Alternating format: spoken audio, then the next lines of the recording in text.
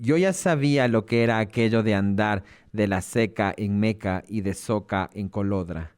Antes de que escribiera en mí el tal de Otavalo, hubo otro escribiente de nombre José María Bustos Yupanqui, an natural de Coltacocha, que en el siglo XVI hizo escrituras sobre el degollamiento que sufrió Túpac Amaru Inca debido al orgullo y la crueldad del virrey don Francisco de Toledo. Manuscrito de una crónica inconclusa es la última novela de Raúl Vallejo. Es una obra en donde el papel, el manuscrito, toma voz y narra cómo sus escribientes cuentan la historia del Ecuador. Pero es una historia contada siempre desde los vencidos, desde los oprimidos. Es una obra con los giros característicos del ya conocido autor. Aquí les dejamos la entrevista, la misma que se realizó en el contexto de la Feria Internacional del Libro, que se llevó a cabo en los primeros días de junio 2025 aquí en la capital. La entrevista con Raúl Vallejo.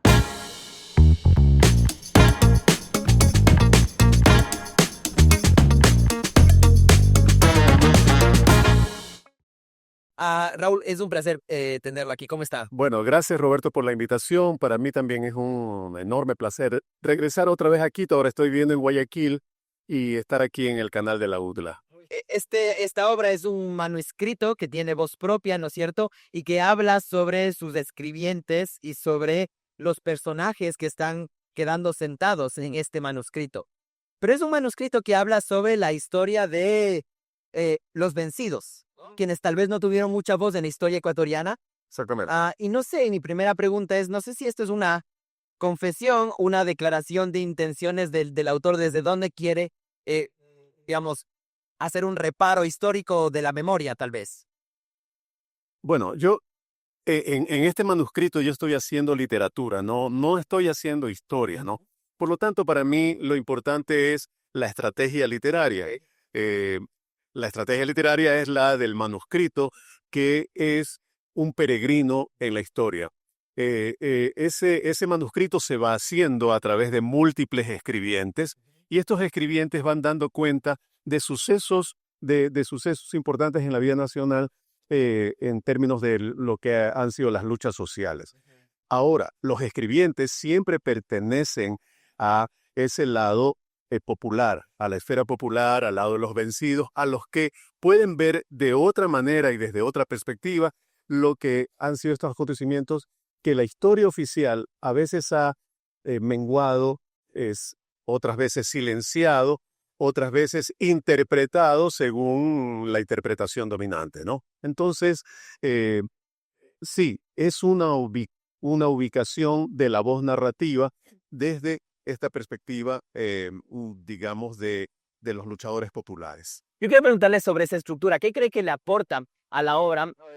¿Y por qué decidió tal vez hacer una estructura no desde la novela, tal vez desde una línea narrativa más continua, sino desde la fragmentación de estas pequeñas historias? Porque eso permite un salto, unas elipsis, es decir, un salto en el tiempo sin una continuidad dramática, digamos, ¿no? Entonces, el manuscrito tiene un escribiente de una época que lo deja, que lo abandona, lo esconde, y luego de un tiempo hay otro que toma el manuscrito y continúa con la escritura. En otras palabras, es como que si las escrituras fueran una continuidad, pero estas escrituras son en distinta época, por lo tanto hay pausas, hay fragmentos o sea, por tanto se expresa en fragmentos, ¿no? Pero hay una continuidad y la continuidad es la que da el manuscrito, que es la voz narrativa de la novela, ¿no?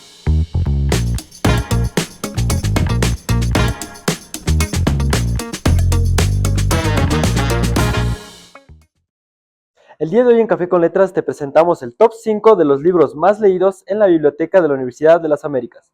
Como número 1 tenemos La cúpula de Stephen King, un pequeño pueblo de Estados Unidos que queda sellado por una cúpula invisible y mortal, aislados del mundo exterior.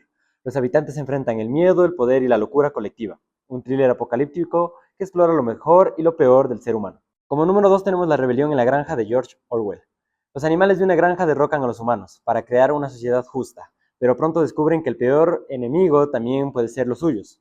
Una fábula que corrompe las políticas y los ideales de un régimen totalitario y la manipulación de un lenguaje. Como número 3 tenemos El largo pétalo de mar de Isabel Allende.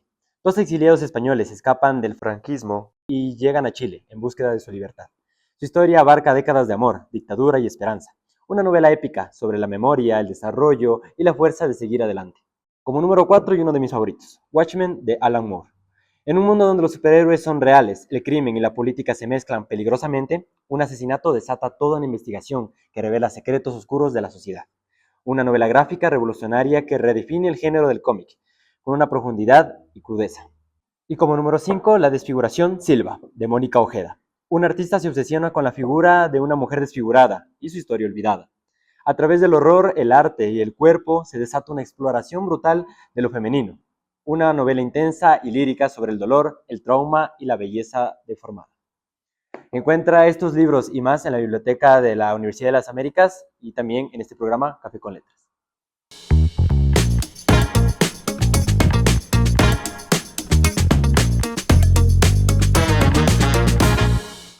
El título en sí mismo ya es un homenaje a un coronista como Guamán Poma de Ayala, que titula así su nueva crónica y buen gobierno, que es un libro de aproximadamente 1614.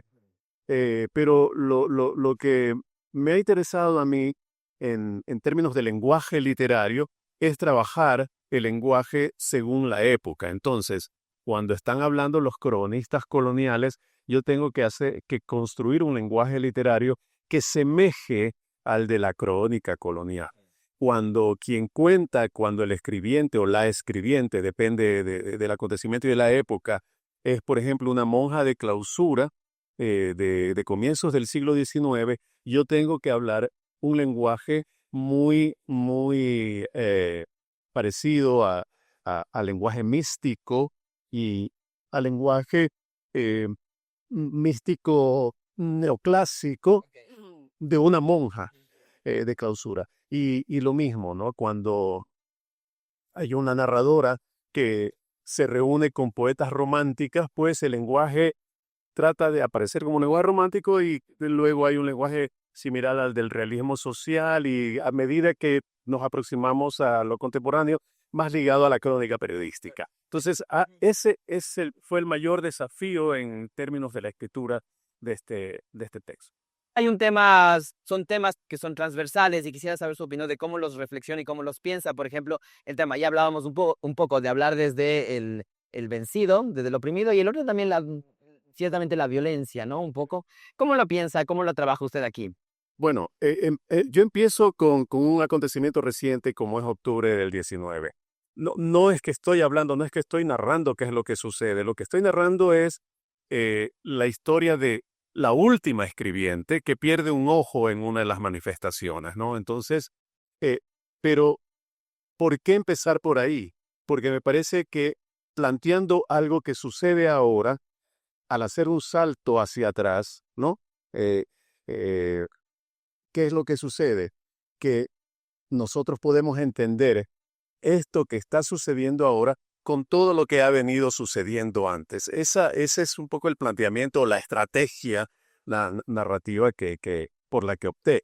Pero todo esto nos da como consecuencia el entender que nuestro país, que nuestra patria, que nuestro país Ecuador, es una patria atravesada por una suerte de herida equinoccial que no ha sanado. ¿Cómo es su evaluación del film de Quito? ¿Qué ha sentido? ¿Cuáles han sido sus sensaciones? Bueno, yo he sentido que, primero que el Lichimbí es un espacio maravilloso, pero yo ya lo conocía, ¿no? Hoy día estamos aquí rodeados de gente que anda caminando con los niños, con las mascotas. Ojalá pudieran hacer un paneo por todo lo que está sucediendo alrededor nuestro, que eso es lo que vuelve maravilloso y maravillosa a una feria, ¿no? Esa presencia de la gente. La feria ha sido, yo creo que es una feria siempre convoca, una feria siempre es un espacio en el que los libros, la literatura se relacionan finalmente con la gente. Raúl, por su tiempo, muchas gracias. Ha sido un placer tenerlo aquí. No, muchísimas gracias al canal de la UDLA, gracias a a ti, Roberto, por esta entrevista. Con eso nos quedamos. Muchas gracias, Raúl. Y a ustedes nos vemos en una próxima entrega de Café con Letras. Hasta la próxima.